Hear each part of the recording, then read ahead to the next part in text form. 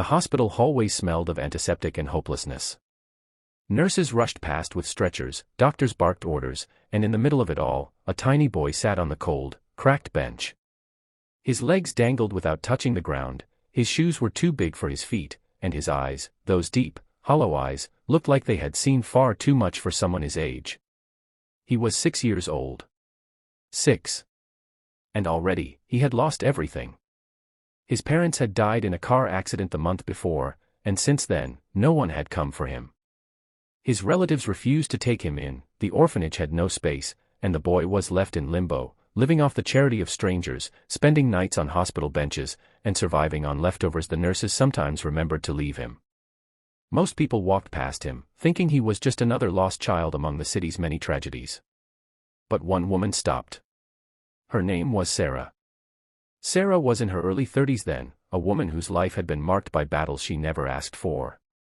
She had been told at 25 that she could never have children. Her body had betrayed her, doctors had confirmed it, and friends had pitied her. But pity didn't fill the hole in her heart. Every time she passed by parks filled with laughing children, or saw mothers holding their toddlers close, she felt that hollow ache, like an open wound that refused to close. That day at the hospital, she had been visiting a sick friend. She wasn't looking for anything, and yet, something made her stop. The boy lifted his head, slowly, his lips dry and cracked. For a moment, their eyes met, and Sarah felt her chest tighten. There was a loneliness in him that mirrored her own. "Where are your parents?" she whispered, kneeling in front of him. The boy didn't speak. He only shook his head, his little chin trembling. The nurse nearby explained his story in a rush, parents gone, relatives uninterested, paperwork stalled. Nobody wanted him. Nobody, except Sarah. It didn't take weeks of thinking. It didn't take long nights of decision-making. Something inside her, something she couldn't explain, said he was hers. Within months, she fought through endless court hearings, signed piles of papers, endured questions about her income, her status, her ability to provide. Everyone asked if she was sure.